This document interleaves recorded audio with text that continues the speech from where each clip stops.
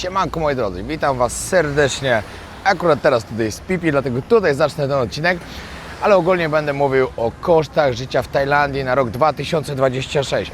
Powiem Wam, jakie są koszty jedzenia, jakie są koszty wynajmu lub koszty długoterminowego wynajmu, jakie są koszty hoteli, służba zdrowia, wiza, nie wiem czy mówiłem, transport, tak na przykład wynajęcie skuterka, wynajęcie samochodu, chociaż tak naprawdę samochodów mało kto wynajmuje, bo wszyscy wynajmują skuterki i wiele, wiele więcej. Także oglądajcie ten odcinek.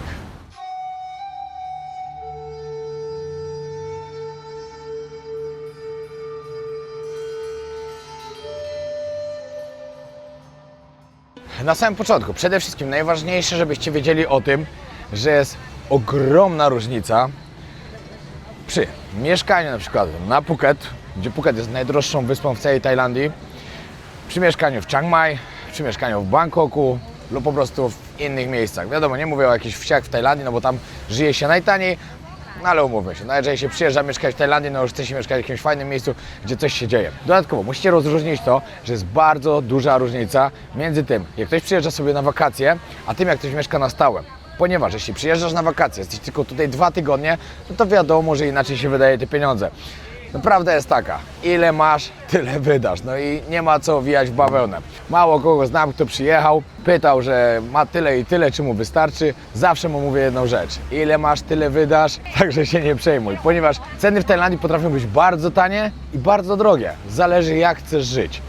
Ale jeżeli jesteś na miejscu, wiesz ile kosztuje wynajęcie na dłuższy okres czegoś, lub zakup czegoś, bo to też jest różnica. Jeżeli masz swój skuterek, albo wynajmujesz go po prostu długoterminowo, jeżeli jesteś tutaj po prostu na jakiejś innej wizie, nie tej turystycznej i dodatkowo wiesz, gdzie zjeść najtaniej, a smaczniej oczywiście i jak wydawać pieniądze, jak robić sobie zakupy, żeby śniadania, kolacje przypuśćmy jeść w domu, obiadek jakiś na takim tajskim street foodzie lub u jakiejś babci, która gotuje za 50 lub 100 batów. Zupełnie inaczej wtedy życie wygląda na miejscu, także najważniejsze, żebyście na początku podzielili sobie na turystę i na osobę, która tutaj chce zamieszkać.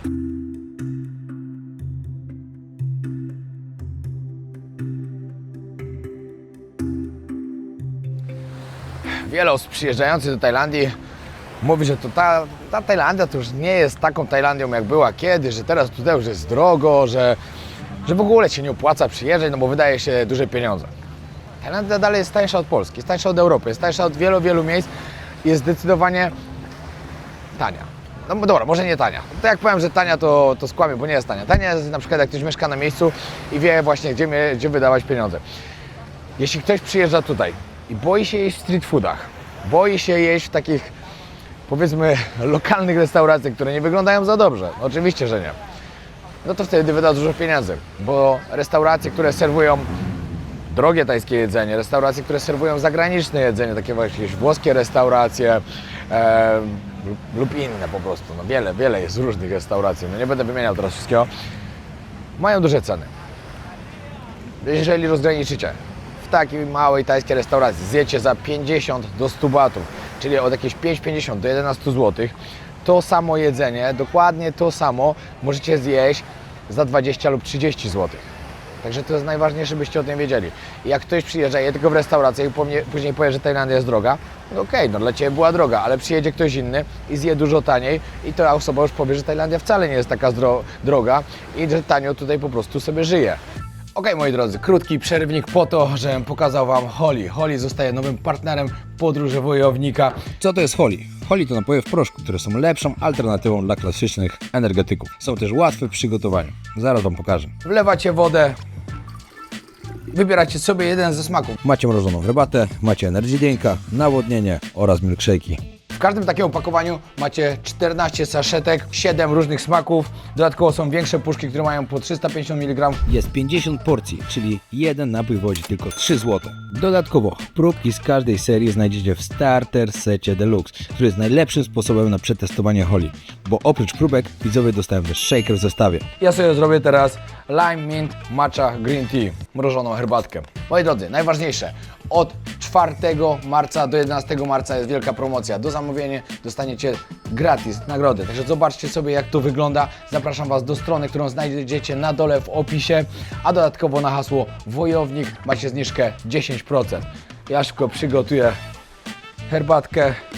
Fajnie możecie sobie jeszcze do tego oczywiście lodu dodać, żeby taka była prawdziwa iced tea i gotowe. Bardzo dobre, polecam serdecznie.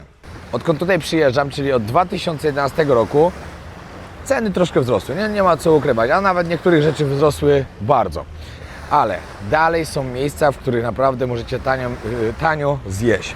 Cały czas, nawet na Phuket, mimo tego, że to jest najdroższe miejsce w Tajlandii, moim zdaniem, to można dalej zjeść sobie na przykład, nie wiem, jakieś pattaja, ryż smażony z kurczakiem za 6-7 zł. Dalej się tak da. Tylko ludzie po prostu w większości przypadków boją się jeść w takich miejscach, co mnie bardzo dziwi, no bo, no nie wiem, no ja uważam, że to jest bardzo dobre jedzenie i nie ma się czego bać.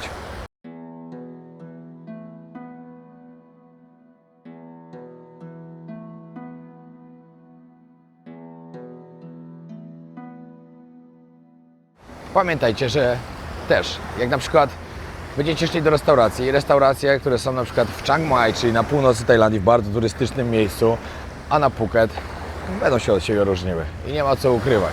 Najbardziej będą różniły się na pewno ceny noclegów, ponieważ cena noclegu w Chiang Mai, na przykład za wynajęcie sobie kondo na cały miesiąc, czyli wiecie, macie w ładnym bloku mieszkacie z basenem, na przykład z siłownią, zapłacicie od 10 do 15 tysięcy tajskich batów, może czasem więcej, no zależy gdzie chcecie mieszkać.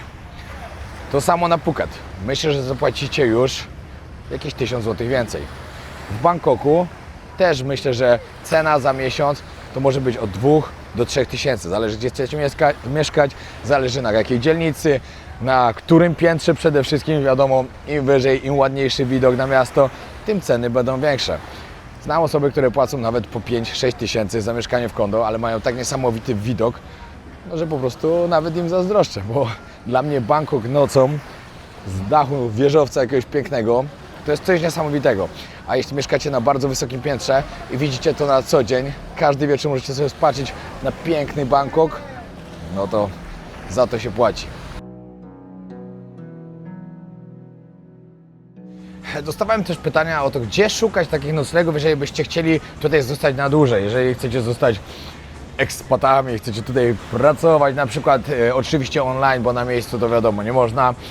Chociaż znam osoby, które pracują, które mają tutaj swoje firmy i to, co kiedyś krążyło, że nie da się pracować w Tajlandii, no to troszkę się zmieniło, bo można, wiecie, ludzie tutaj przyjmują coraz więcej zagranicznych ludzi do różnych miejsc, do takich jak na przykład jakieś restauracje, biura nieruchomości, nawet związane z wycieczkami też i wiele innych. Po prostu wiedzą, że coraz więcej ludzi tutaj przyjeżdża, osoby znają języki, także jest im dużo łatwiej. Oczywiście taka osoba musi posiadać wizę pracowniczą, zezwolenie na pracę, co jest dość kosztowne w tych czasach, bo wychodzi nawet około 15 tysięcy złotych rocznie. Kolejna opcja jaka jest? Jest to wiza turystyczna. Wizę turystyczną macie na 60 dni, o 30 możecie przedłużyć i to jak Wam ktoś powie, że nie możecie wyjechać i wrócić znowu w ciągu tego samego roku, to jest prawda, bo możecie jeszcze raz wyjechać, wrócić. Myślę, że to jest teraz jest to obcięte teraz do 2 wjazdów takich, ale da się to robić. Dodatkowo, jedna z najlepszych wiz, jakie tutaj są, jest to wiza DTV, czyli Destination Thailand Visa. Jest to wiza na przykład dla kogoś, kto chce sobie przyjechać i trenować tajski boks, jest jakimś nomadem komputerowym lub jeszcze nie wiem, jeszcze dla innych ludzi, to ale nie wiem dla kogo. Ja mam na przykład jako nomad komputerowy, jako influencer, ale nie martwcie się. Ja taką wizę mam załatwioną normalnie w Warszawie, w ambasadzie Tajlandii i taka wiza mnie wyniosła na 5 lat 1500 zł. Możecie załatwić ją na miejscu też tutaj. Kosztuje już raz więcej, ponieważ biura załatwiają, pomagają Wam wszystkimi dokumentami, także nie musicie się martwić, że nie jesteście influencerami, zawodnikami Muay Thai lub cokolwiek innego. Oni Wam taką wizę pomogą załatwić, wtedy musicie na tydzień sobie stąd wyjechać, wracacie już z wizą i macie spokój. Raz na 180 dni trzeba wyjechać, ale co 90 dni trzeba w biurze imigracyjnym pójść i podbić jakąś tam pieczątkę. W ogóle słyszałem, że nawet po tych 180 dniach można iść sobie przedłużyć, na przykład w biurze imigracyjnym, ale w sumie nie znam nikogo, kto tak zrobił, także wolę nie mówić tego na 100%. Wizy studenckie. Wizy studenckie też sobie możecie załatwić. Przyjeżdżacie i chcecie się uczyć języka tajskiego lub na Muay Thai też można wizę studencką, chociaż uważam, że dużo lepiej zrobić sobie właśnie tamtą DTV. Są też wizy emeryckie. jeżeli już jesteś na emeryturze, chcesz sobie spędzić emeryturę w Tajlandii i masz miesięczny dochód, zobacz, przedstawisz, że ileś tam Ci wpływa na konto, dostaniesz wizę emerycką i one są, z tego co wiem, chyba na 10 lat i później też się przedłuża. Do wizy DTV, do tej, której Wam mówiłem, oczywiście trzeba spełnić parę norm, trzeba mieć tam jakieś, trzeba mieć chyba 60 000 złotych na koncie, pokazać, że się ma te pieniądze, ale to po prostu pokazujecie i możecie te pieniądze komuś przesłać z powrotem, też tak wygląda. Czekajcie, bo zabrnąłem za daleko. Miałem powiedzieć o tym, gdzie znaleźć mieszkania na długoterminowy wynajem, a poszedłem w ogóle już w stronę wizy, nie wiem, gdzie mi głowa uciekła.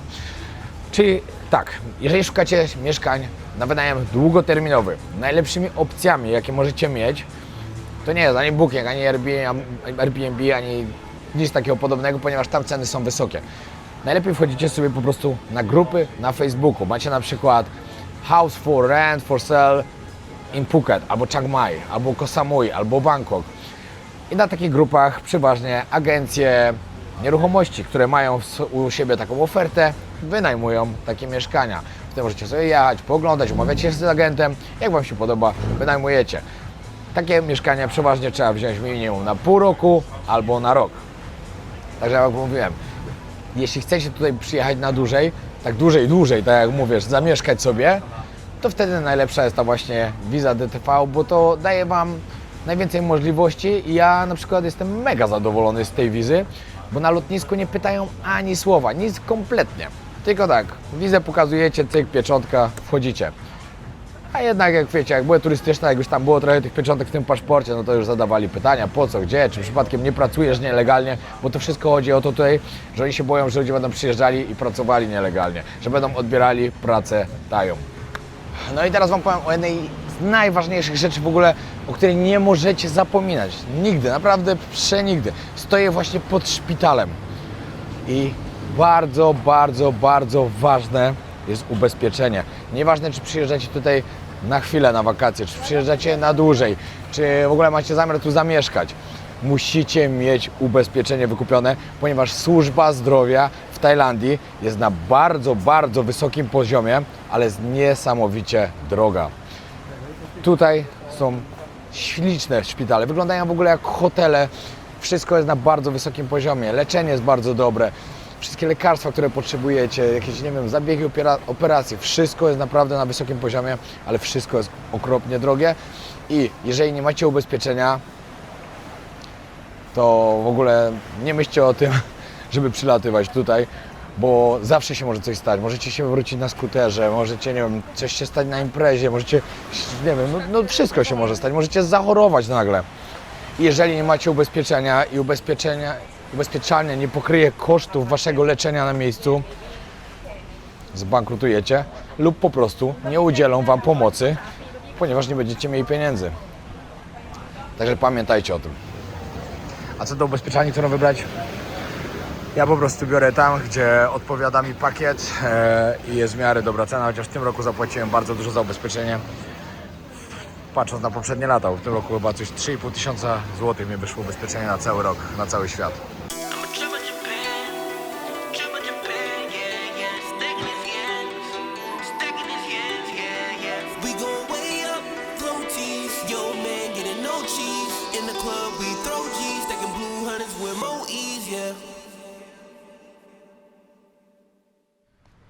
No i siema z Phuket. Właśnie przyjechałem na Patong Beach. Że mam tu trochę coś popowiadać, ale dzisiaj jest piękna pogoda. Woda ładna, plaża ładna, aż normalnie nie pasuje do Patong. Ale w sumie dawno tu rano nie byłem tak wcześnie. No może też jeszcze dobrze wygląda. Moi drodzy, tak jak Wam mówiłem, Phuket może być najdroższym miejscem do życia w Tajlandii, bo Phuket jest ogólnie drogie, nie ma co ukrywać. Na pewno są tu droższe koszty wynajęcia mieszkania niż w innych częściach Tajlandii. Na pewno jedzenie, jeżeli jecie w restauracjach, chociaż jedzenie mogą być takie same ceny w zagranicznych restauracjach i lokalnych. No bo w sumie jedzenie tu wszędzie jest takie samo, bo tutaj możecie znaleźć taniej i gdzie indziej też możecie znaleźć taniej. Usługi. Myślę, że ceny bardzo podobne, jak na przykład na Koh Samui, a na pewno droższe niż w takim Chiang Mai, niż w Bangkoku. To na 100%. Wczoraj sobie to troszkę rozpisałem po powrocie do domu. żeby tak Wam realnie powiedzieć, ile by trzeba było mieć pieniędzy, żeby zamieszkać tutaj. To tak, najtaniej oczywiście byłoby Chiang Mai. W Chiang Mai myślę, że po opłaceniu mieszkania 3000 zł dalibyście radę żyć. Oczywiście jeśli byście żyli tak bardziej lokalnie, bez jakichś szaleństw, znaczy jakieś szaleństwo raz na czas, ale wiadomo, to pochłania najwięcej pieniędzy, to około 3000 by wystarczyło na takie normalne życie. Na lepsze, no wiadomo, jakbyście mieli więcej, byłoby troszkę lepiej. Kolejne, Bangkok. Myślę, że w Bangkoku około 4-5 tysięcy złotych trzeba było mieć. I też oczywiście zależy od tego, na jakiej dzielnicy zamieszkacie, bo są dzielnice droższe, są tańsze, są takie, które są na obrzeżach Bangkoku, są bardzo tanie, a jakbyście się chcieli zatrzymać gdzieś na przykład w okolicach Sukhumvit, czyli w samym centrum praktycznie, no to wiadomo, tam wynajęcie to no, są już duże ceny. Phuket. Phuket, wiadomo, życie wychodzi najdrożej. Myślę, że na Phuket minimum 5 tysięcy by trzeba było mieć. I to się raczej nie zmieniło od tamtego roku. W tamtym roku, jak nagrywałem taki odcinek dla Was, też mówiłem, że około 5 tysięcy trzeba mieć. Ludzie byli zaskoczeni, jak to 5 tysięcy, ale policzcie sobie. Myślę, że połowę tej ceny to będzie samo mieszkanie. Samo mieszkanie i to taki zwykły standard. Jeśli byście chcieli mieć lepsze, no to wiadomo, trzeba zapłacić więcej. Ale jeszcze najważniejsza rzecz. Ja Wam mówię wszystko na jedną osobę. Jeśli na przykład zamieszkacie sobie w dwójkę na takim Phuket, no to myślę, że już wtedy 7 tysięcy Wam wystarczy na 2 osoby. Wiadomo, jak będziecie mieli 10, to będzie świetnie, no bo będziecie mogli sobie na więcej pozwolić zjeść raz na czas w jakiejś zagranicznej restauracji, pójść na jakąś imprezkę i skorzystać z różnych rzeczy.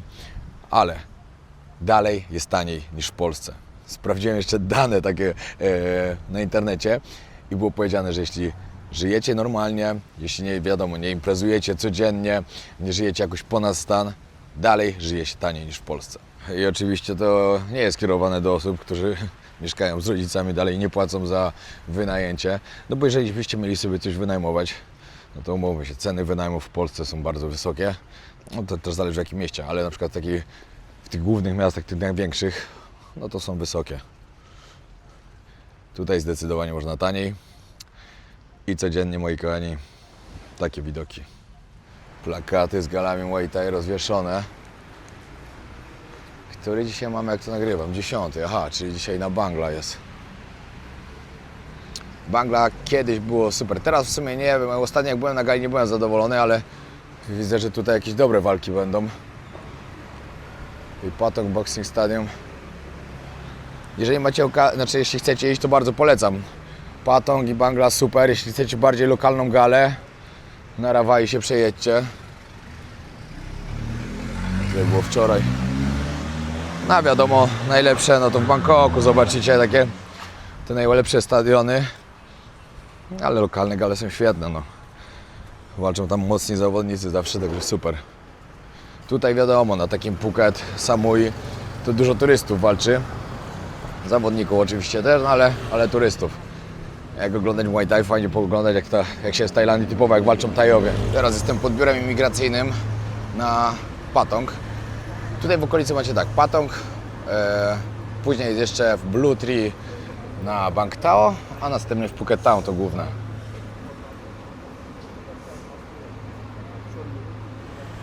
Dlaczego tu przyszedłem? Po to, że Wam jeszcze nie powiedziałem, żebyście chcieli sobie przedłużyć wizę.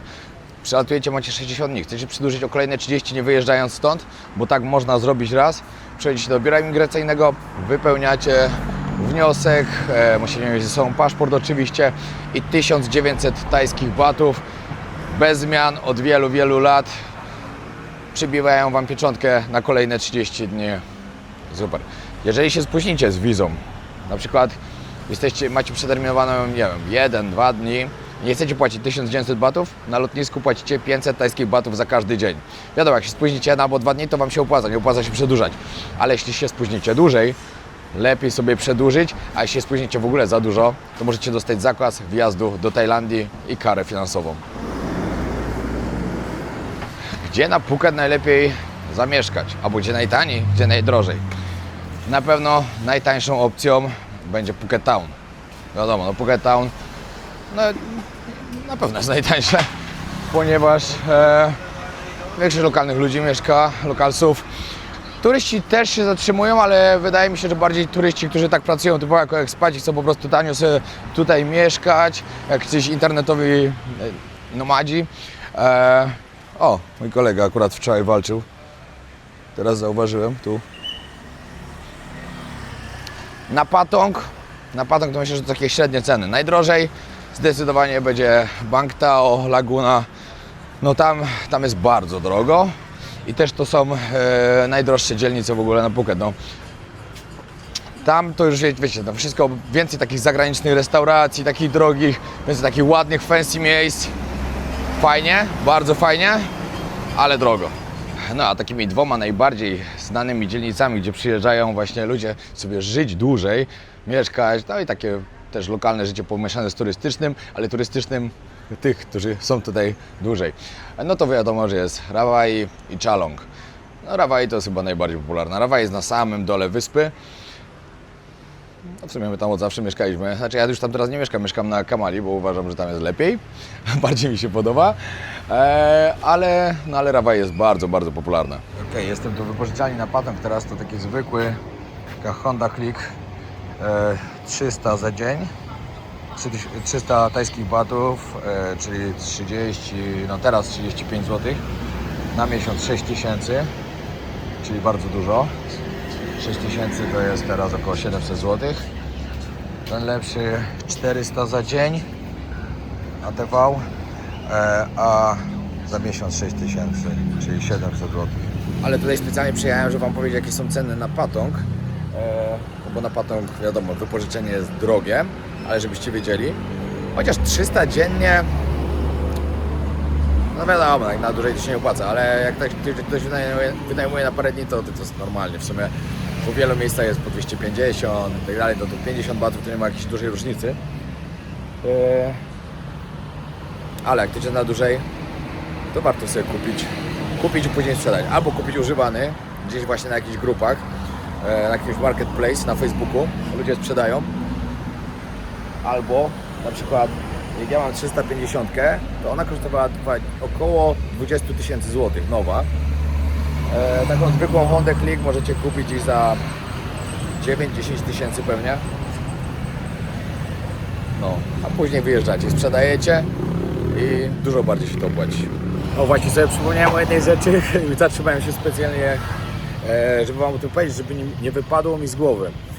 Jeśli wynajmujecie sobie tutaj jakieś kondo na przykład, tak wiadomo, trzeba zapłacić rachunki, prąd, woda. W mieszkaniu takim około 33 metry, na przykład takie jak ja mam do wynajęcia tutaj, miesięczne rachunki wychodzą od 1500 tajskich batów do 2500 tajskich batów, czyli to macie jakieś 200-300 zł za miesiąc. Dobra, przejdźmy teraz do tego, jakie są ceny w sklepach. Oczywiście, będą bardzo różne między 7-Eleven czy sklepem, w którym się robi tylko małe zakupy. Villa Market. Villa Market jest to sieciówka, która ma po prostu europejskie produkty. Jest to najdroższy supermarket w Tajlandii, przynajmniej z tego co ja wiem, ale kupicie w nim wszystko, co byście chcieli sobie zjeść na przykład w domu. A jeszcze inne ceny będą w dużych supermarketach, ale to tam pojadę troszkę później Wam pokazać. Jaką przewagę nad innymi ma Villa Market? Taką.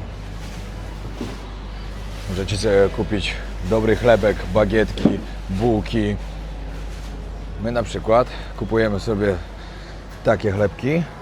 Smakuje, o ten jest za 140, normalnie są też za 160, to akurat 140, gdzie jest ten, tu jest za 180. Akurat ten za 160 pewnie się skończył. 160 tajskich batów, czyli jakieś 18-19 zł za chleb. Ale smakuje identycznie. Identycznie oczywiście jak u nas. Warzywka, owoce oczywiście też mają większe ceny niż normalnie w sklepach. Także akurat tego tu nie kupujemy. Głównie do tych marketów przychodzimy właśnie po chleb. Są tu świeże soczki dobre, sery, szynki. Macie bardzo duży wybór serów, ale co Wam chciałem pokazać, bo co do serów, tylko nie wiem gdzie one tutaj są. Można kupić normalnie biały ser. Normalnie taki jak w Polsce. Gdzie one tu akurat są? Kurczę, ja jestem akurat w innym Villa Market niż normalnie chodzimy. Dobra, nie mogę znaleźć, ale mniejsza z tym, musicie mi uwierzyć, że są.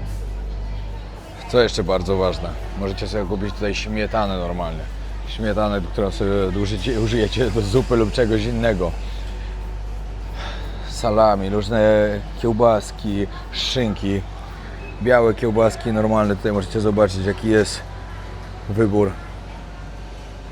Jeśli ktoś tęskni właśnie za zrobieniem sobie takiego normalnego śniadania jak my jemy, czy jakieś dobre kanapki z szynką, serem, z warzywkami, do tego kiełbaski albo parówki, możecie to znaleźć właśnie w tych sklepach.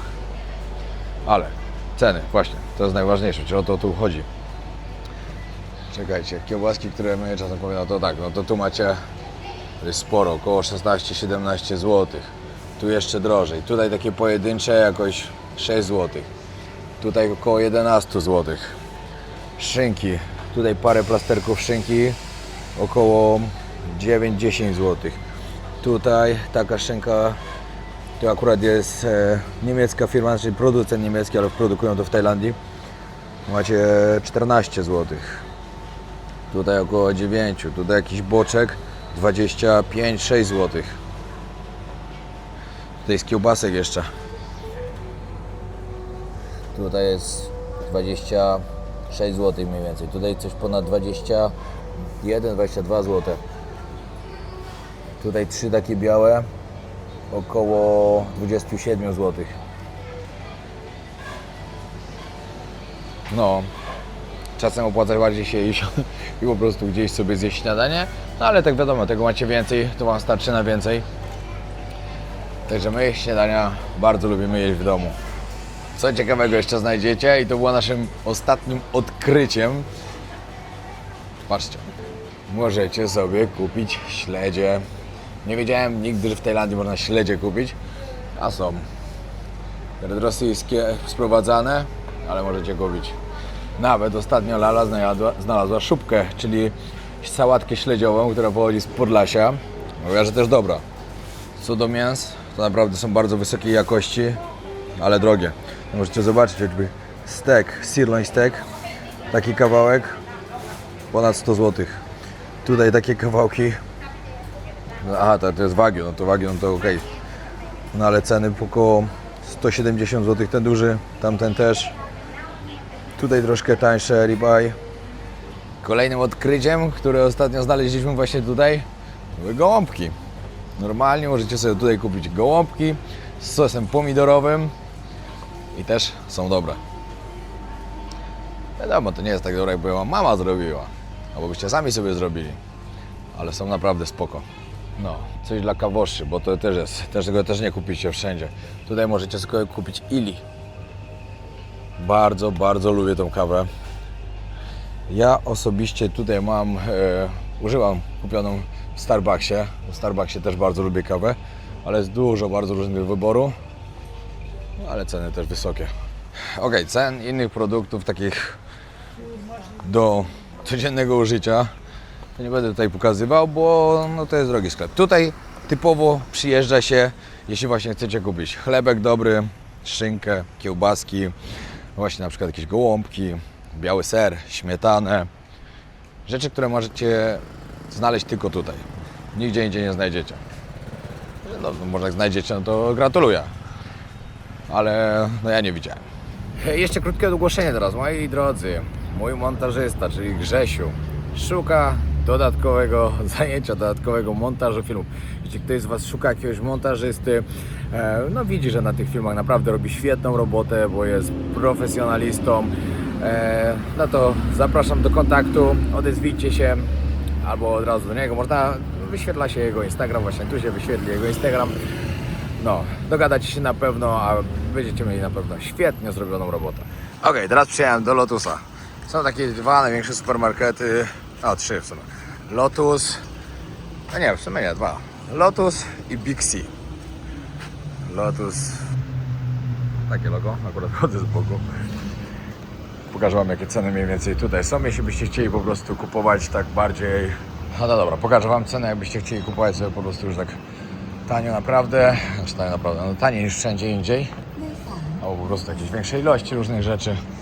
Ja na przykład jak wyprowadziłem się do Tajlandii, wiadomo, nie miałem pieniędzy, miałem wtedy 2,5 tysiąca złotych do przeżycia na cały miesiąc. Musiałem za to opłacić paliwo, które pokażę Wam później na stacji, ile kosztuje. Skuter akurat miałem swój, także luz. Kupiłem sobie wtedy jakiegoś takiego starego złoma, który ledwo jeździł, ale jeździł. No i musiałem kupować wszystko właśnie w supermarketach. Mimo tego, że można było gdzieś zjeść sobie obiad za 5-6 złotych, to i tak musiałem jeszcze bardziej oszczędzać.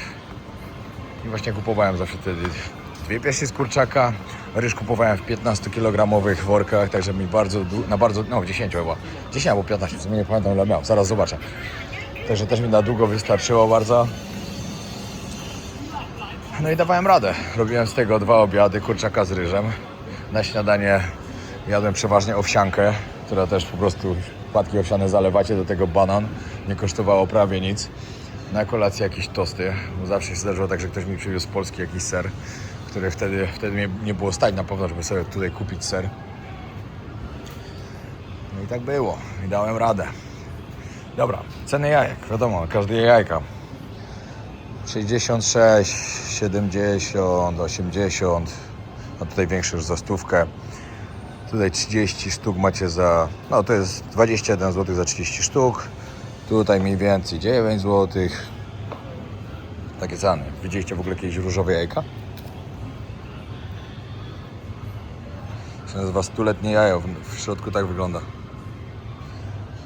Szczerze nigdy tego nie spróbowałem. O, tutaj od przepiórek.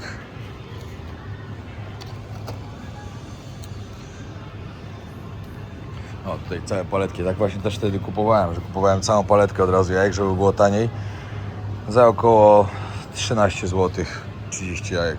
Spoko cena.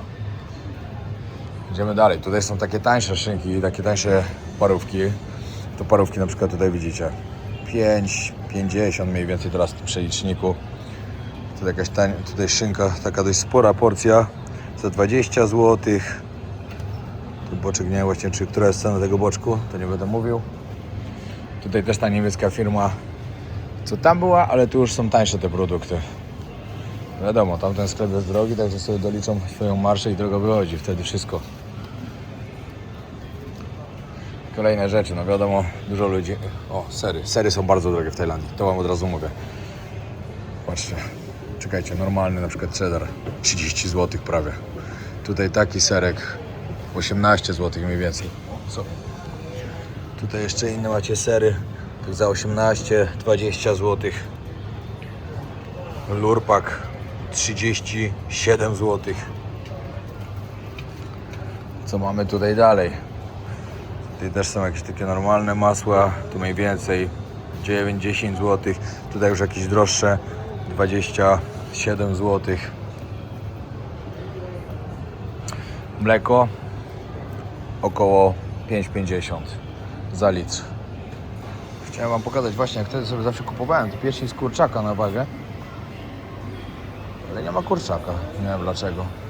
A, może tam jest. Tutaj też owoce, wiadomo, tutaj w tych supermarketach owoce są już dużo tańsze. Na obiad możecie sobie ziemniaczki zrobić schabowego w panierce, ale kupuję akurat bułkę, kupujemy normalną. Suszy się ją, kruszy, mamy fajną bułkę tartą. No akurat piersi się skończyły z kurczaka. No to niestety Wam nie pokażę. W Tajlandii naprawdę można normalnie żyć i jeść po naszemu. Nie ma problemu.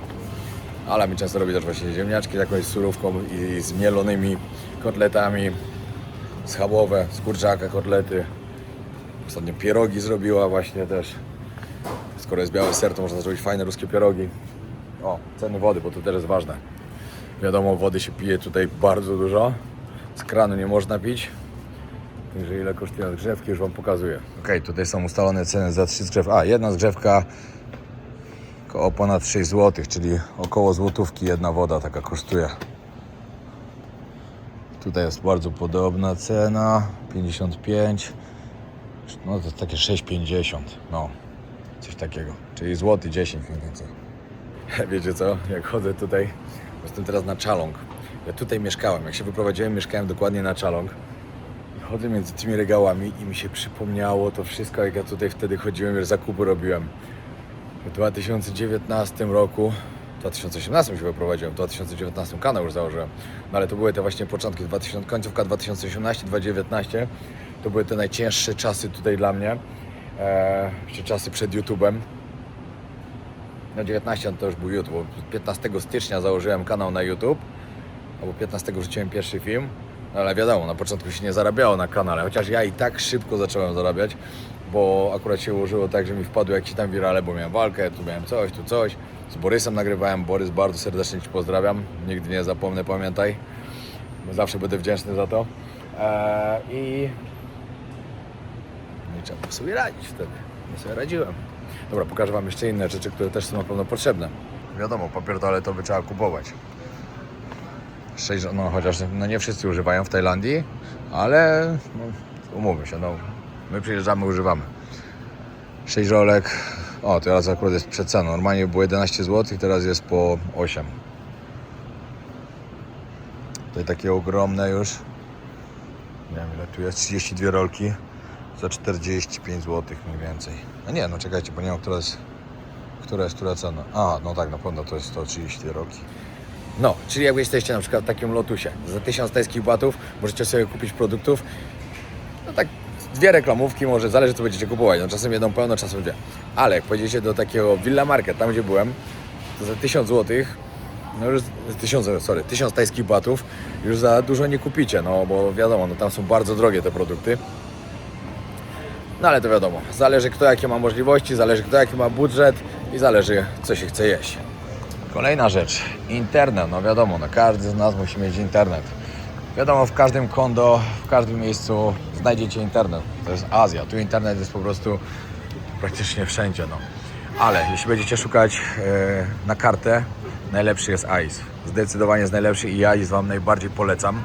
Tak samo jak przyjeżdżacie na wakacje, też kupujcie sobie na przykład AIS. Już Wam powiem, jakie są ceny pakietów mniej więcej.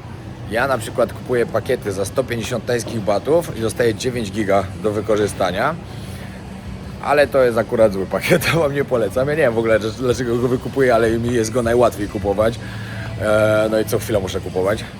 Także to tanio mnie nie wychodzi. Ale wiem, że też jest za 1000 tajskich batów na cały miesiąc unlimited. No to też jest zdecydowanie lepiej. Jak ktoś dużo używa internetu i wie, że potrzebuje unlimited, tak jak ja potrzebuję, a na przykład go nie mam, nie wiem dlaczego. Właśnie muszę to zmienić. No to warto kupić ten duży pakiet. Od razu na cały miesiąc do przodu. A internet w Tajlandii jest bardzo dobry i bardzo szybki. Bardzo ważne, bo jak jesteście w Tajlandii oczywiście, macie skuterek, trzeba tankować. Albo jak macie samochód też wynajęty, też trzeba tankować. Już Wam powiem, jakie są ceny paliwa. Tutaj możecie zobaczyć diesel 30 tajskich batów, czyli to jest jakieś 3,50 za litr. 9,1 też około 3,50 za litr.